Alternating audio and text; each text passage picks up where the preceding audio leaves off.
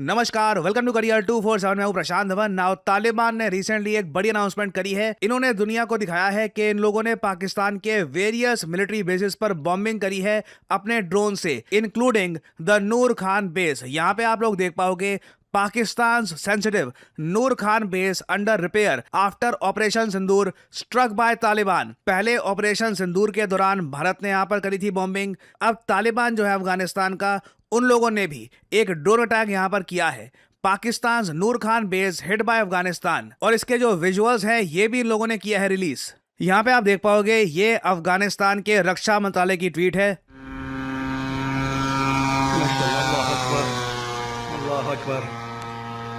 ये इन लोगों के ड्रोन्स हैं जो लॉन्च किए जा रहे हैं टुवर्ड्स पाकिस्तान।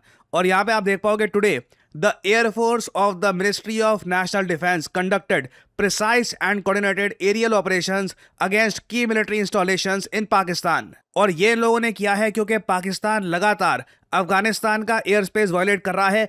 और ये है पावर ड्रोन्स की। आप अगर सोच कर देखिए, पाकिस्तान के पास अगर F-16 फाइटर जेट्स हैं, इन लोगों के पास JF-17 थंडर है, इट डजंट मैटर। उन सब चीजों से काफी ज्यादा सस्ते $10,000 $20,000 के जो ये ड्रोन्स हैं, ये भी ऑलमोस्ट उतना ही डैमेज कर सकते हैं जो एक फाइटर जेट कर सकता है। और पाकिस्तान के लिए ये जेन्युइनली बहुत ज्यादा एम्बैरेसिंग है कि इनका air defence system, Chinese made air defence system, बिल्कुल ही इनइफेक्टिव है। यहां पे आप देख पाओगे अफगानिस्तान के रक्षा मंत्रालय ने ये ट्वीट करी है, the ministry of national air defence forces once again carried out effective air strikes on important military bases in Pakistan today.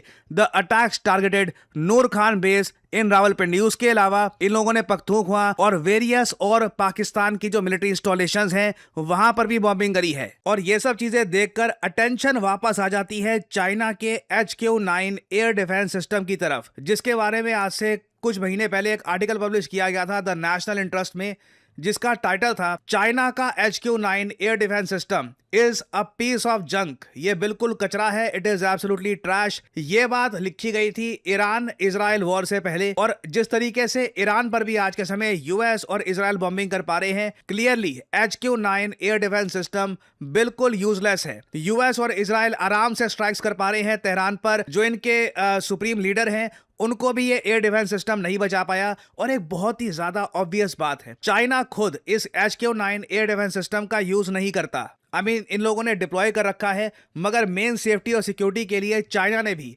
Russia से S-400 missile defence system purchase किया है। और एक बार को आप कह सकते हैं कि HQ-9 एयर डिफेंस सिस्टम ये फेल कर गया भारत के अगेंस्ट, इजराइल के अगेंस्ट, USA के अगेंस्ट। चलो, उन कंट्रीज के पास ज्यादा अच्छी इंटेल है, सैटेलाइट की इंफॉर्मेशन है, इनको शायद पता होगा कि कहां पर बाईपास करना है इस एयर डिफेंस सिस्टम को। आप थोड़ा बहुत बहाना लगा सकते हो, बट जब अफगानिस्तान का तालिबान भी ड्रोन्स के साथ आपका एयर डिफेंस सिस्टम भेद करके सीधा अटैक कर पा रहा है आपके मिलिट्री बेसिस पर, उन मिलिट्री बेसिस पर जिन पर कुछ ही महीनों पहले भारत ने बॉम्बिंग करी थी, then it raises major questions about this air defence system. और इतनी ज्यादा खराब परफॉर्मेंस के साथ आपके माइंड में सवाल आता होगा, चाइना के लोग खुद की सरकार से सवाल पूछते होंगे कि ये क्या HQ-9 आपने एयर डिफेंस सिस्टम बना दिया है, ना पाकिस्तान में चला ना ईरान में चला, हमारे लिए क्या ये परफॉर्म करेगा। देखो, मैं आपको सिंपली एक बात बताता हूं, जितना भारत के कई लोग अपने देश को कोसते हैं, उससे कई गुना ज्यादा चाइना के लोग डिल्यूजन में रहते हैं कि उनका देश सबसे महान है। ये मैं आपको साफ साफ बता दूं, कई इंडियंस को पता नहीं है कि चाइना का जो सोशल मीडिया है वहां पर चलता क्या है। लैंग्वेज बैरियर की वजह से ना हमको बहुत सी चीजें पता लगती नहीं है। भारत में तो मैं साफ साफ देखता हूं, एक इंडियन खुद के देश की इतनी आलोचना कर रहा होगा, बेकार है, यहाँ पे कुछ नहीं है, ये सब कुछ खराब है यहाँ पर। मुझे लगता नहीं है कि शायद किसी भी देश के नागरिक अपने देश की उतनी आलोचना करते होंगे जितनी इंडियंस करते हैं। बट मैं चाइना का केस आपको दिखाना चाहता हूँ। एक सोशल मीडिया हैंडल है रियल इनसाइड के नाम से। इन लोगों ने चाइना में जो सोशल मीडिया है, चाइनीज टिकटॉक है, उसका स्क्रीनशॉट इन लोगों ने पब्लिश किया। वहां पर ये लोग क्या करते हैं, ये AI इमेजेस बना देते हैं। यहाँ पर नेतन्याहू है, ईरान की सिक्योरिटी ने नेतन्याहू को पकड़ रखा है। नीचे चाइना के लोगों की कमेंट पढ़ो कि ईरान आर्मी ने तेल अवीव में रेड कर दी, नेतन्याहू को कैप्चर कर लिया, अभी आज के समय ये तेहरान की बेसमेंट में है।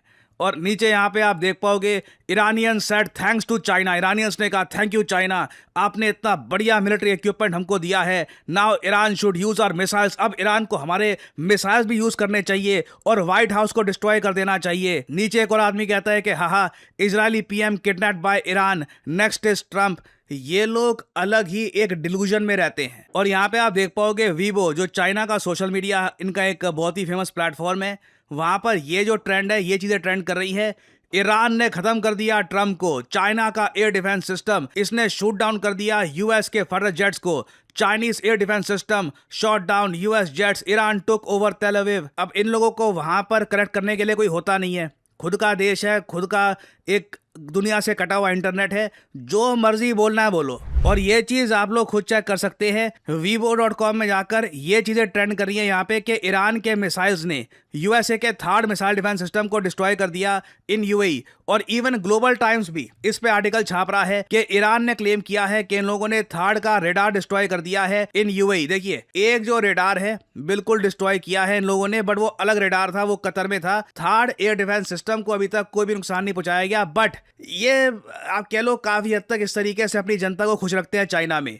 इन लोगों के कंपैरिजन में जो भारत का आप कह लो इकोसिस्टम है, जहां पर हम इंटरनेशनल मीडिया को भी देखते हैं, ये फार बेटर है। अब एक न्यूज आप मुझसे ये भी पूछ सकते हैं कि ये भी सामने आ रही है कि तालिबान ने क्लेम किया है कि इन लोगों ने एक पाकिस्तानी पायलट को कैप्चर कर लिया है। ये बिल्कुल तालिबान का क्लेम है कि इन लोगों ने पाकिस्तान का एक फाइटर जेट शूट डाउन किया है। और अफगानिस्तान में पुलिस ने भी बोला है कि इन लोगों ने पाकिस्तान का एक पायलट कैप्चर किया है। देखिए, ये बात तो पक्का है कि पाकिस्तान के कई सोल्जर्स इन लोगों ने पकड़े हैं, कैप्चर किए हैं, और ये आज के समय तालिबान की कब्जे में है। पायलट पकड़ा है या नहीं पकड़ा, इसको लेकर कोई कंफर्मेशन नहीं है। पाकिस्तान से जब पूछा गया कि अफगान जो क्लेम्स है कि इन लोगों ने आपका एक फाइटर जेट शूट डाउन कर दिया है और एक पायलट पकड़ लिया है, क्या ये सच है, तो पाकिस्तान अभी के लिए इन सब बातों को डिनाई कर रहा है। यहाँ पे आप देख पाओगे अफगानिस्तान के पुलिस स्पोक्समैन ने भी ये बात बोली है, a Pakistani fighter jet was shot down in the 6th district of Jalalabad city and its pilot was captured alive. अगर ये जेन्युइनली है और अफगानिस्तान कुछ टाइम बाद एक पाकिस्तानी पायलट को दिखा भी देता है, तो ये पाकिस्तान के लिए एक बहुत ही बड़ी साइकोलॉजिकल डिफीट होगी, क्योंकि याद रखिएगा अफगानिस्तान के पास कोई proper air defence system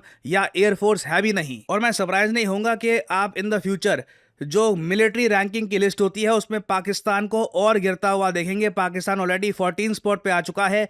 most probably Pakistan की रैंक और जरा गिरेगी, क्योंकि अगेन ये चाइनीज मेड वेपन्स यूज कर रहे हैं जो पाकिस्तान में फेल हुए, वेनेजुएला में फेल हुए और अब ईरान में भी फेल हो रहे हैं। और लगातार जो ये नूर खान बेस को अटैक किया जा रहा है, it really exposes Pakistan badly. आप मुझसे क्वेश्चन यहाँ पर ये पूछेंगे कि आज के समय क्या भारत को भी एंटर करना चाहिए? देखिए, हमारे पास टेक पे बहुत कुछ है, हमारी एक ग्रोइंग इकोनॉमी है, we need to grow quietly. इस वक्त एक वॉर करके हम अपना करंट अकाउंट डेफिसिट और ज़रा ख़राब नहीं करना चाहते। हमें हमारा जो डेट टू जीडीपी रेशियो है ये कंट्रोल में रखना है। एटलीस्ट 5 साल के लिए हमें बस शांतिपूर्ण तरीके से ये टाइम गुजारना है। आप देखोगे भारत और पाकिस्तान के बीच का जो गैप है ये बहुत ही ज़्यादा वाइड होने वाला है आने वाले 5 सालों में। तो नहीं, जो भी यहाँ पर तालिबान कर रहा है, we don't have to jump right now. उल्टा काफी हद तक आप कह सकते हैं पाकिस्तान उलझा रहेगा अफगानिस्तान में लंबे समय तक, और इंडियन बॉर्डर पे रिलेटिवली आप कह सकते हैं पीस मेंटेन रहेगा।